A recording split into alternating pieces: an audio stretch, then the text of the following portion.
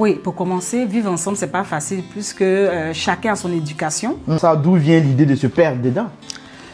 Quand j'étais plus jeune, moi j'étais dans les histoires de... Voilà, les papillons, à un moment donné, on se rend compte que la vie, c'est pas qu'une question de papillons.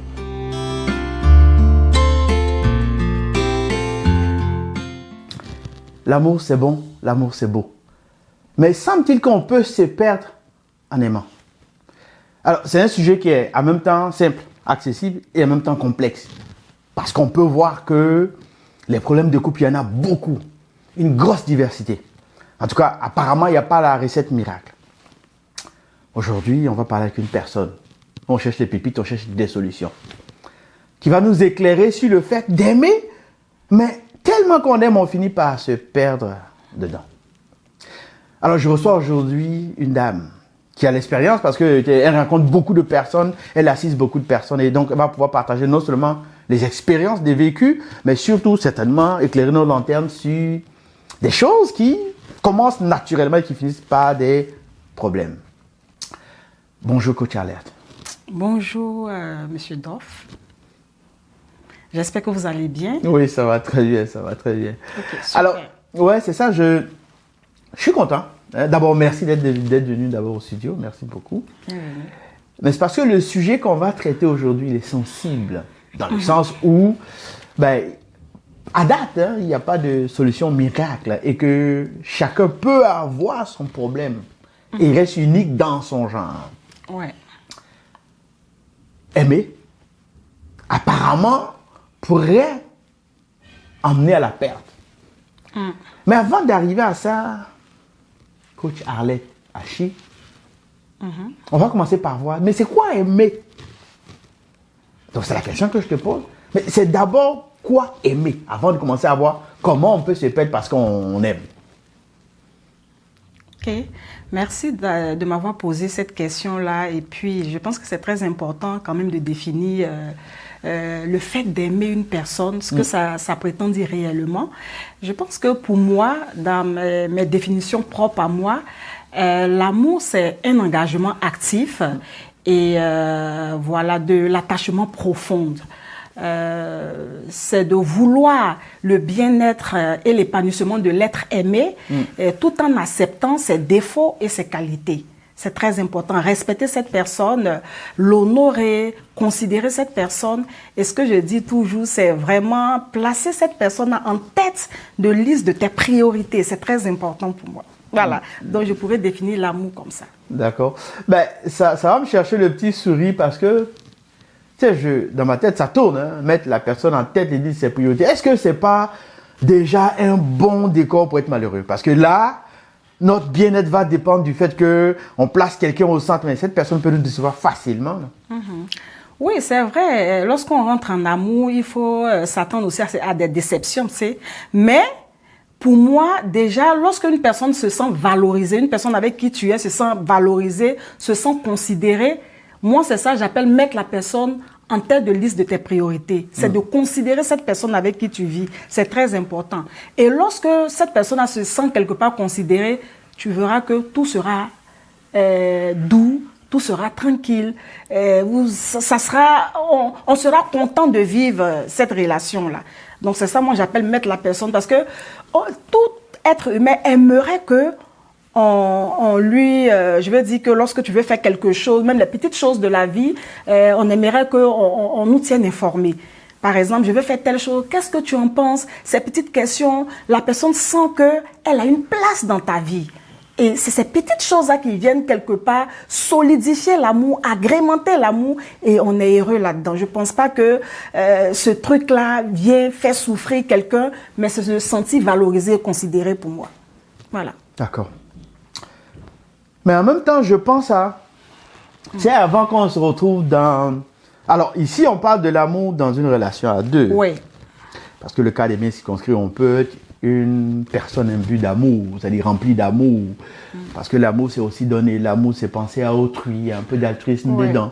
Maintenant, quand on amène dans le cadre du couple, ça reste spécifique. Mais et le vécu antérieur, c'est-à-dire notre histoire, nos blessures du passé, qu'on emporte avec nous espérant trouver dans une relation le propre manque. Est-ce que ça, c'est pas déjà un terrain qui prépare forcément quelque chose de compliqué pour tout le monde à la fin? Oui, effectivement, tu as raison, parce que moi je dis toujours, lorsque tu vis une relation passée et que cette relation-là est terminée, quelle que soit la manière dont la relation se termine, on a toujours mal, il y a toujours quelque chose. Donc si tu as eu des blessures dans une relation passée, je pense qu'il faut prendre le temps de se guérir. Et le temps de guérison, enfin, ça dépend de chaque personne. Il y a des personnes qui guérissent vite, il y a des personnes, ça peut prendre 1 an, 2 ans, mais toujours est-il que faudrait prendre le temps de vraiment te questionner toi-même. Comme je le dis, fais ton mea culpa, posez 1001 questions. Pourquoi est-ce que la relation n'a pas marché? Pourquoi est-ce que aujourd'hui quelqu'un à qui lui et moi on s'est juré par exemple de rester toute une vie et aujourd'hui la relation se disloque? Quel a été le manquement? Et qu'est-ce qui fait qu'aujourd'hui je souffre tant? Tu te poses toutes ces questions-là. Et puis, petit à petit, tu vas vraiment, quand tu vas répondre à toutes ces questions, tu tends vers ta guérison. On n'est pas pressé de sauter dans une autre relation amoureuse. Parce que si tu es pressé que tu sautes dans une autre relation amoureuse, parce que tu as peur de la solitude, parce qu'il y a des personnes comme ça qui ont vraiment peur de la solitude. À rester seul, c'est pas leur tasse de thé. Donc du coup, si tu sautes dans une relation en n'étant pas guéri, c'est sûr que tu vas traîner toute cette mésaventure que tu as pu vivre. Tu vas traîner toutes ces blessures, ces bruits de casserole comme je l'appelle, et tu vas venir l'installer dans ton nouveau couple. Et c'est sûr que la personne avec qui tu formes ce couple-là, ça va pas être comme la vie sera pas rose pour cette personne parce que tu es encore en souffrance. Et cette personne va toutefois vouloir te rassurer. La personne va fournir beaucoup d'efforts dans cette relation. Et lorsqu'on fournit beaucoup d'efforts et que tu tires trop sur la corde, mais la corde finira par te plaquer au visage. Donc, quand tu fournis beaucoup d'efforts, c'est sûr qu'à un moment donné, on sent l'épuisement. Et si tu épuises cette personne, c'est sûr que le couple ça va pas le faire. Je vais dire que ça n'aura pas d'allure, en fait, d'être ensemble parce qu'on sera, nous deux, en souffrance. Donc, je pense qu'il faut se guérir d'abord avant de faire un autre pas dans un nouveau, dans un nouveau amour. Voilà. Okay. Alors, ça, je vais dire qu'on est en train de découvrir la vie. C'est ce qui est même derrière la vie. Mais dans ça, d'où vient l'idée de se perdre dedans? Bonne question. On se perd, je pense qu'on se perd en amour lorsque on oublie ses propres besoins, ses rêves, voilà, ses valeurs, ou même ses limites. C'est-à-dire pour quelque part, je vais dire que pour nourrir constamment le besoin de l'autre. Et c'est un peu ça, c'est-à-dire arriver à ce stade-là, on est là seulement pour faire plaisir à l'autre, mais et toi-même? Parce que c'est là on se perd en fait. Parce que tu veux toutefois faire plaisir à l'autre, mais toi-même tu t'oublies dans cette relation-là et quelque part tu es lésé. Sans que toi-même tu t'en rendes compte, tu es mis sur un côté. Et c'est l'autre qui fait sa star dans la relation. Parce que tu veux que la personne trouve que tu es bonne. Tu veux que la personne trouve que tu es tellement amoureux ou amoureuse. Tu veux que la personne vraiment t'apprécie. Mais tous ces efforts-là, on finit par se perdre. Et finalement, on ne se reconnaît plus et on devient, c'est-à-dire on perd notre identité dans cette relation amoureuse-là. Donc voilà comment on arrive un jour à se perdre dans l'amour qui était censé être une relation partagée, ça devient, si tu ne fais pas attention, unilatéral. Voilà un peu. J'ai une question pour toi. Oui. Est-ce que tu t'es déjà perdu en aimant, personnellement? Oui. Oui, parce qu'il faut dire que on a tous traversé des situations difficiles en amour, des tempêtes, tout et tout. Moi, je prends mon cas. La femme, c'est un être passionné. Lorsque... Bon, ben après, il y a passionné, puis il y a niveau de passion. Exactement, il y a des paliers là. Et toi, tu as quel palier? Faut dire que quand j'étais plus jeune, moi j'étais dans les histoires de Donna Benja, les films, c'est-à-dire tu vois le prince venir, tu es euphorique, tu as les papillons au ventre, tu vois des étoiles un peu partout. En fait, j'étais rêveuse. Parce que pour moi, l'amour, c'était ça. Il faut toutefois faire des efforts, se plier en 1000 morceaux pour quelqu'un. Il faut toujours, je veux dire, surveiller, faire en sorte que la personne ne soit pas fâchée après toi, que la personne soit toujours satisfaite. Mais au final, toi-même, tu t'épuises. Et tu perds ton identité, tu ne prends pas ta place dans cette relation amoureuse-là. Comme je le disais tantôt, l'autre se joue, celui qui fait sa star, tu as ses petits soins, tu oublies toi-même tes propres besoins personnels. Okay. Et donc, moi, j'ai vécu ça, mais je veux dire, quand on prend de l'âge, il y a certaines choses qui deviennent une expérience et des leçons. Mais est-ce que je veux dire, cet état euphorique, c'est quelque chose qui va t'arriver encore? Est-ce que tu es susceptible? Non, je ne pense pas. Je pense que j'ai maturé là. Donc après, je pense que c'est des folies de quand j'étais encore plus jeune. Mais au stade où je suis, parce que c'est très important, quand tu sors de toutes ces choses-là, il faut te former. Parce que dans la vie, il y a des personnes qui pensent que il y a des formations qui ne sont pas nécessaires dans la vie. Par exemple, je cite pêle-mêle le développement personnel. Il faut te développer, il faut savoir connaître ton identité, savoir qui tu es, savoir que je quitte à un point A, je vais arriver à un point B. Te maîtriser toi-même d'abord, gérer tes émotions, soigner tes blessures, guérir totalement de tout ce passé-là. Et puis maintenant, on a des armes en main pour pouvoir réussir quelque chose, réussir une nouvelle relation. Donc, voilà un peu. OK. Alors, il y a quelque chose qui me vient quand même à la tête. Entre amour, entre aimer et responsabilité. Après, on parle d'expérience dans la vie. Hein. Ouais. Il y a le fait d'aimer, d'être en amour, d'avoir les papillons. À un moment donné, on se rend compte que la vie, il y a pas que, c'est pas qu'une question de papillons. C'est une question de responsabilité. Comme bâtir une vie, comme aller essayer de se projeter. Malheureusement, tu sais, on peut pas non plus dire que, on va avancer au jour le jour, tu sais, on vit pas d'amour et d'eau fraîche, On a des contraintes dans cette vie qu'il va falloir un temps soit peu baliser pour que l'amour puisse exister. C'est comme préparer une terre pour que l'amour fasse son petit bonhomme de chemin. Alors, moi, j'ai envie de poser la question à savoir, mais est-ce que finalement, l'amour c'est fait pour tout le monde? Bonne question. Je pense que, quelque part, je dirais plutôt que le mariage n'est pas fait pour tout le monde. Ah, ok. Oh, bon point. L'amour est fait pour tout le monde. Il y a une nuance là. Le mariage n'est pas fait pour tout le monde, mais l'amour est fait pour tout le monde. Donc, voilà, cette histoire de responsabilité, par exemple, ça rejoint ce qu'on vient de dire tantôt, c'est-à-dire que l'autre, c'est-à-dire la personne avec qui tu te mets en couple, ne doit pas être responsable, c'est-à-dire ne doit pas porter ta responsabilité globale dans l'amour que vous vivez. C'est pas possible. C'est-à-dire que je t'aime, puis dès l'instant où je dis je t'aime, moi tu es responsable de tout. Et que le gars, je dis je t'aime, ça veut dire que parce que je t'aime, donc, est-ce que ça ne devient pas une pression pour laquelle l'autre devra se battre pour être à la hauteur? Est-ce que c'est pas une pression déjà que ça donne dès le débat? Parfois, oui. Ça peut foutre quand même une pression, là. Mais en fait, certaines personnes donnent excessivement en amour. Rien que... c'est-à-dire ces personnes attendent que le retour soit ce que ces personnes-là espèrent. Parce que ce sont des personnes qui donnent. Ces personnes veulent remarquer que la personne avec qui elle partage cet amour-là puisse donner autant en retour. Pourtant, ça devait pas être, ça devait pas être tu donnes. Je regarde dans le rétroviseur. Faudrait que toi tu fasses autant pour moi. Faudrait que tu sois en train de venir derrière aussi, comme voilà, c'est exactement ça. Et puis d'ailleurs dans le donner, est-ce que les deux partenaires donc dans la relation, est-ce que chacun va ressentir le donner au même degré? Parce que oui, tu me donnes, oui, peut-être que j'observe. Mais peut-être que toi, dans ta tête, tu dis, ça vaut poids 100, on va dire. Mais pour moi, peut-être que c'est poids 20. Est-ce que ça rend pas compliqué les relations par la nature même de l'être humain qu'on peut pas... C'est-à-dire, on n'a pas un moule là, dans lequel tout être humain passe puis qu'on valide. Il n'y a pas d'indicateur fiable pour jauger l'être humain. Est-ce que ça balise pas le fait que même vivre ensemble, c'est pas facile, déjà pour commencer? Oui, pour commencer, vivre ensemble, c'est pas facile puisque chacun a son éducation.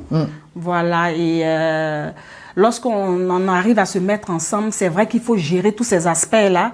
Donc, le vivre ensemble même n'est pas facile autant pour moi, mais venir ajouter ces choses-là, complémentaires-là, ça rend ça plus lourd, en fait. Parce que il faut faire attention dans cette histoire de relation amoureuse-là. C'est vrai que tu donnes, toi, tu peux donner à 1000%.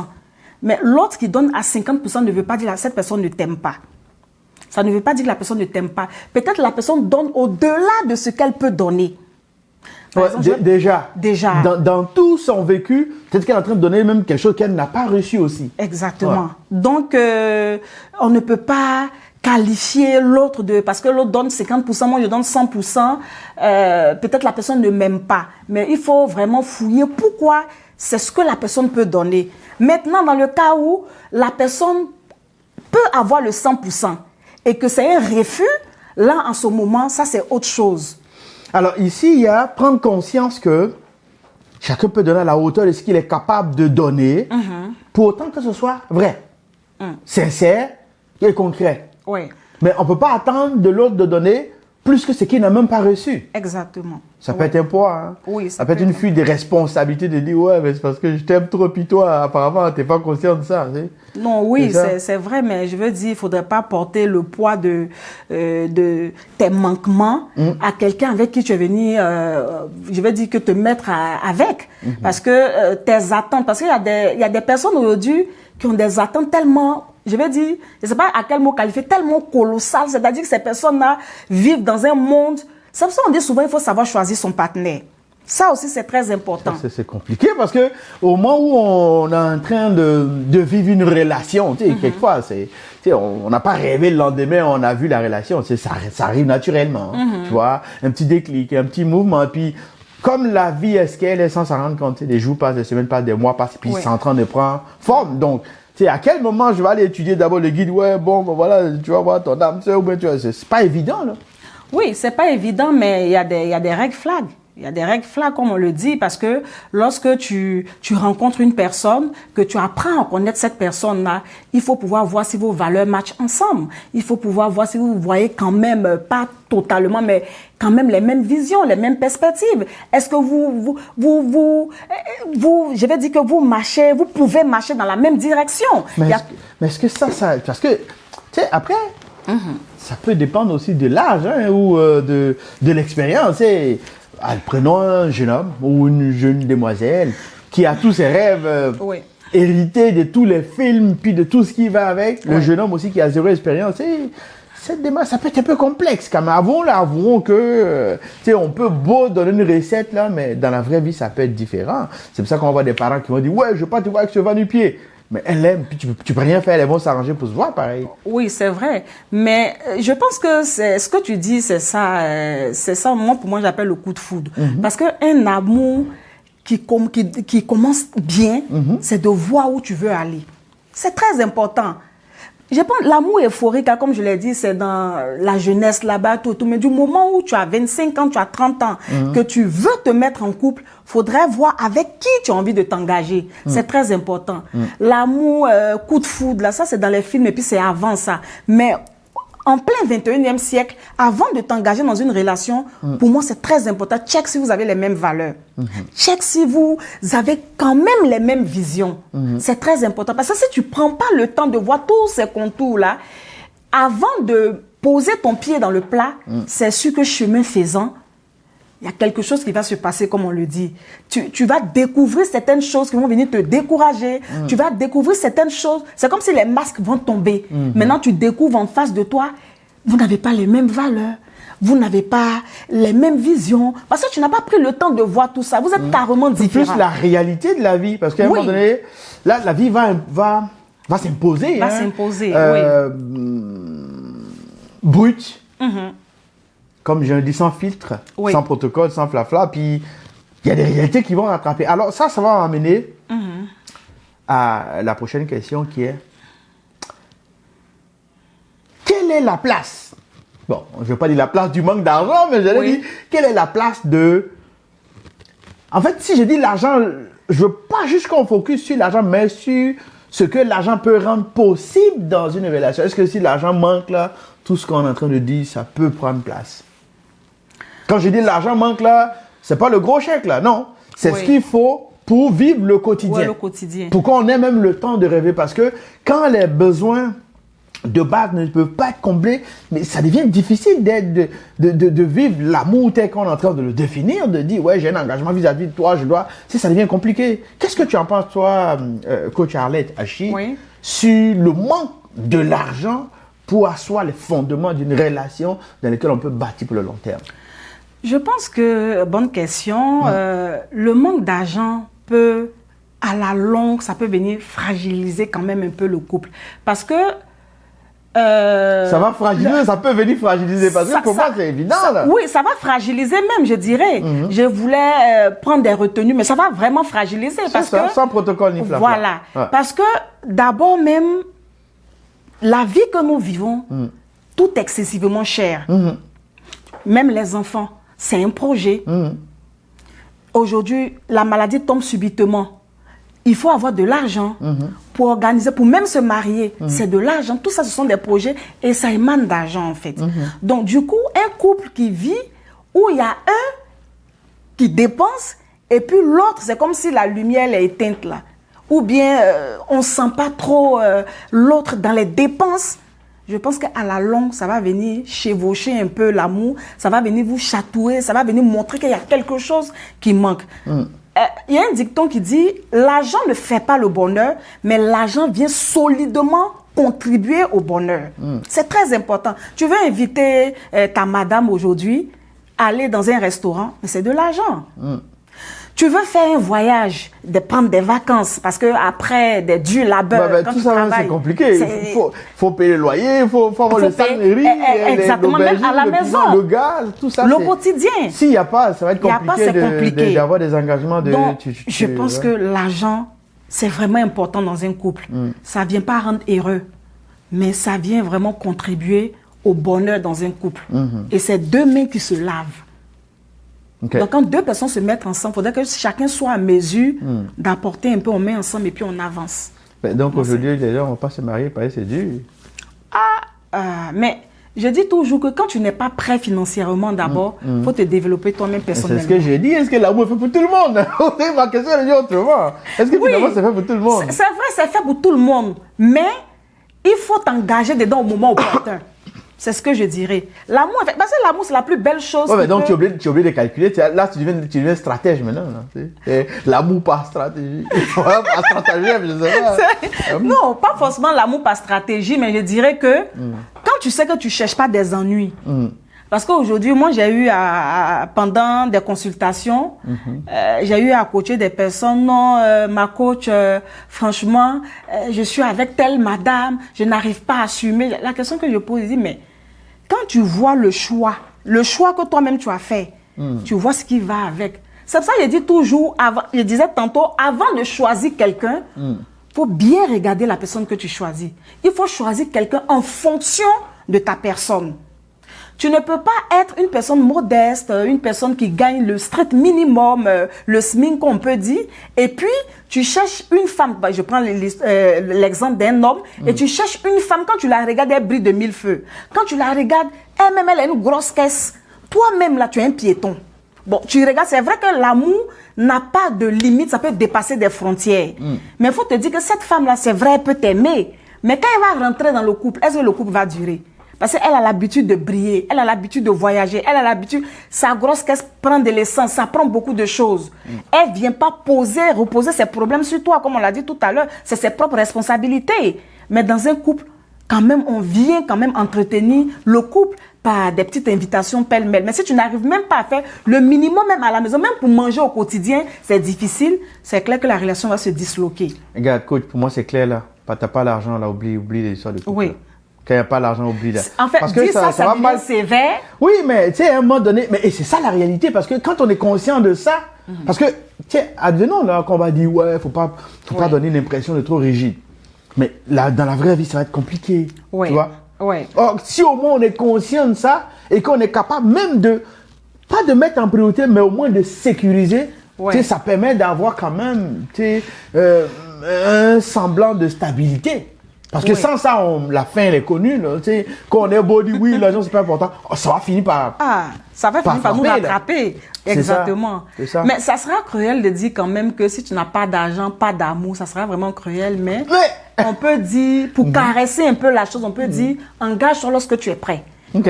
Voilà, développe-toi toi-même, cherche ton travail. Une fois que tu es prêt à t'occuper d'une famille, en ce moment-là, tu t'engages. D'accord. Alors, coach, moi, ça m'amène à la deuxième partie. Oui.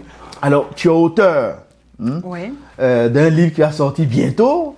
Alors, j'ai regardé rapidement le titre que tu as choisi pour ton livre, c'est Se tenir debout dans la tempête. Alors, moi, je suis curieux de dire, mais c'est quoi écrire un livre dans la tempête? Qu'est-ce qui s'est passé? C'est quoi le déclencheur qui fait que c'est ce que tu veux écrire? Est-ce qu'il y aurait une partie de ton histoire dedans, coach? Oui, il faut dire que l'on peut retrouver moi-même, je retrouve mon histoire dedans. Ça peut être ma soeur, ça peut être toutes les femmes, voilà. Donc, je vais dire ce qui a été le déclencheur même qui m'a poussé quelque part à choisir ce titre-là, Se tenir debout dans la tempête. C'est que, en fait, ce livre est né d'une volonté, voilà, de partager une histoire de résilience. Mais résilience de qui? C'est ta résilience à toi ou tu as eu un gourmet, c'était dur, puis tu as résisté? Non. Parce qu'en fait, beaucoup de gens traversent des tempêtes émotionnelles. Et c'est pour dire à ces personnes-là que, quelle que soit la tempête, quel que soit ce que tu traverses de dur, que tu penses que tu ne peux pas traverser, quel que soit le fait que tu marches dans la vallée de l'ombre de la mort, il est possible pour toi de te relever, de te protéger et de retrouver ta force intérieure. Donc voici ce qui m'a motivé à plaquer ce titre-là et à écrire mon livre. D'accord. Alors, c'est une histoire inventée ou il y a des vraies histoires dedans? Est-ce qu'on trouve une partie de coach Arlette Hachi dedans? Oui, bien évidemment, comme je l'ai dit, puisque ça parle de l'histoire de Marcella, ça parle de l'histoire de cette madame-là. Et c'est qui Marcella dedans? Ici, dans le livre, Marcella représente toutes les femmes. Toutes les femmes qui ont beaucoup donné par amour. Toutes les femmes aujourd'hui qui se sont senties quelque part obligées de se plier en quatre pour plaire à quelqu'un. Pour elles, c'est une manière de prouver leur amour. Voilà, donc ce livre-là, Marcella la représente vraiment toutes ces femmes-là qui ont œuvré en croyant bien faire jusqu'à s'oublier elles-mêmes, se perdre carrément dans cette relation amoureuse-là.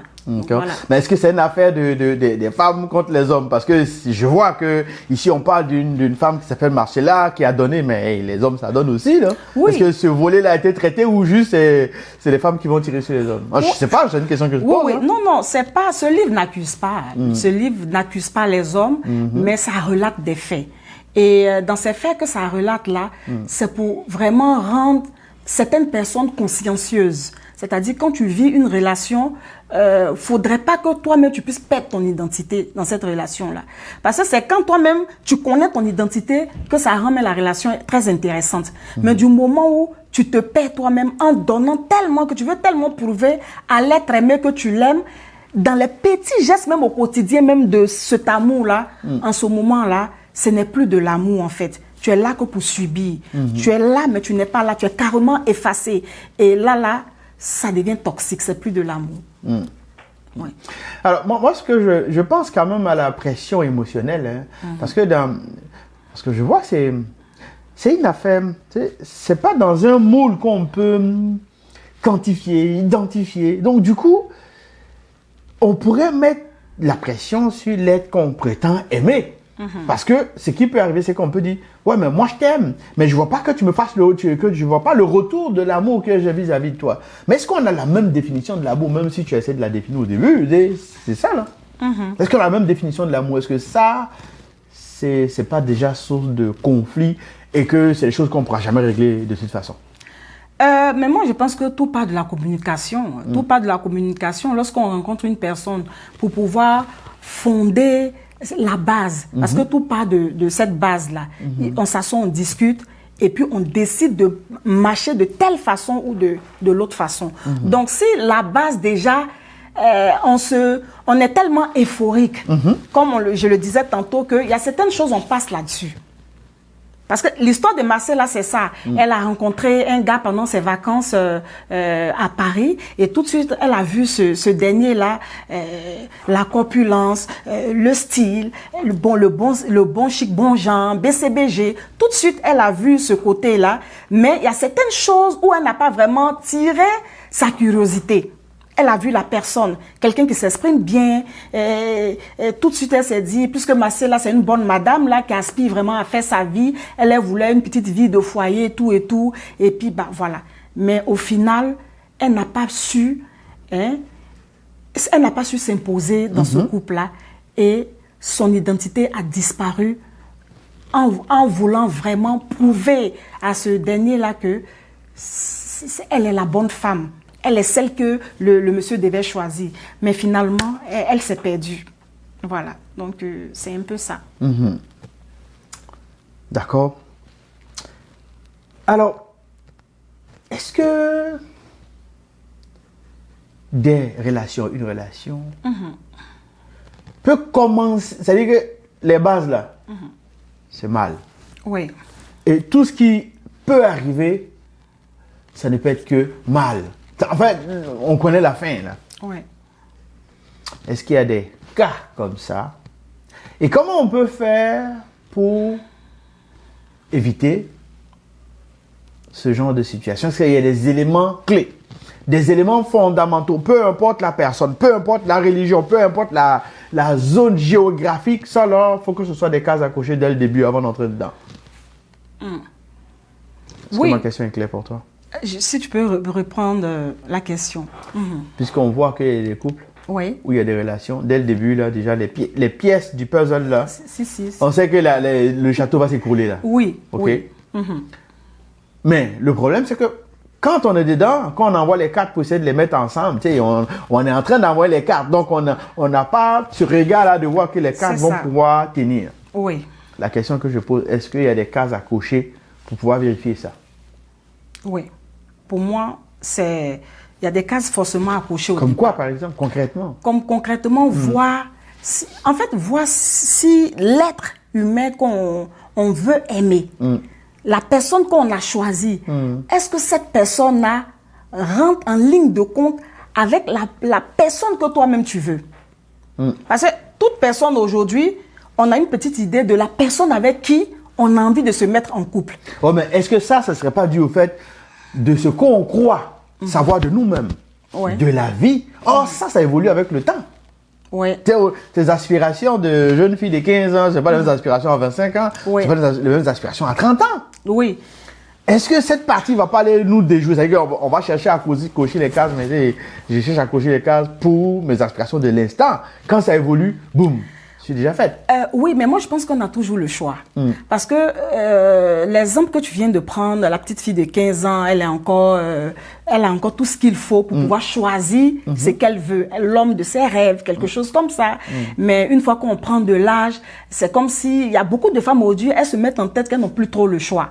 Et lorsqu'elles rencontrent quelqu'un, pour elles, si c'est la bonne personne à qui elles ont rêvé depuis longtemps, tout de suite, elles vont s'engager dans cette relation-là sans voir le contour de cette relation-là.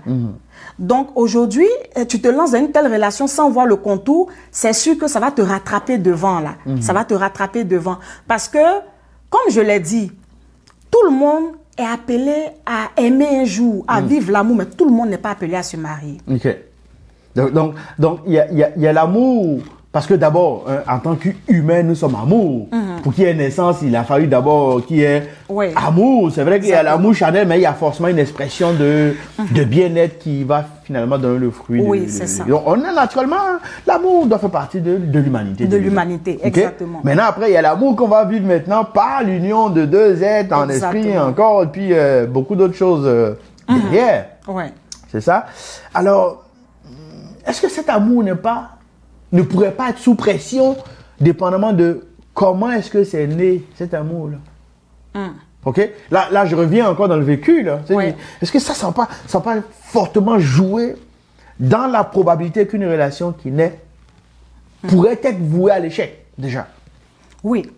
Et dans le cas de Marcella, dans le roman, il y avait des signes annonciateurs. Mais je pense que quelque part, elle a fait fi de ces signes annonciateurs-là. Elle s'est plutôt focalisée sur la personne elle-même. Mais elle n'a pas pu regarder les contours de la chose. Pourtant, tout était là, devant ses yeux. Je pense que quand le monde va acheter ce roman-là, ils vont vraiment se régaler. Là. Ils vont prendre plaisir à lire de page en page parce que, voilà, on ne va pas dévoiler tout le roman, mais les signes étaient sous ses yeux.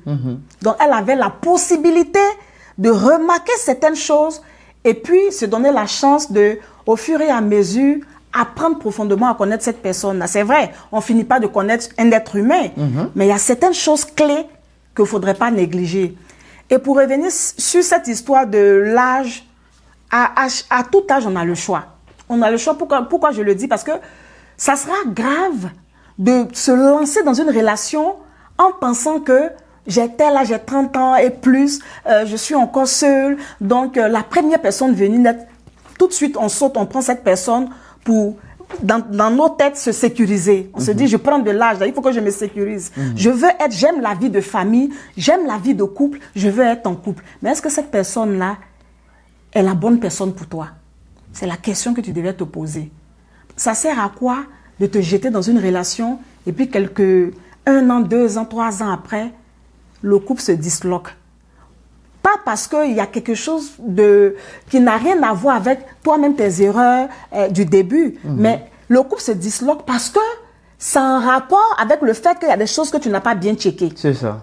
Il y a des choses que tu as négligées au départ et ça finit par te rattraper. Moi, je pense que vaut mieux être seul que d'être mal accompagné dans ce cas de figure-là. Parce que ça ne sert à rien d'être dans un couple et puis vraiment souffrir. On est en couple pour être heureux, comme je le dis toujours. Et le bonheur vient des petites choses. C'est pas demander le ciel à la personne avec qui tu vis, parce que cette personne ne pourra jamais te donner le ciel, mais la vie au quotidien.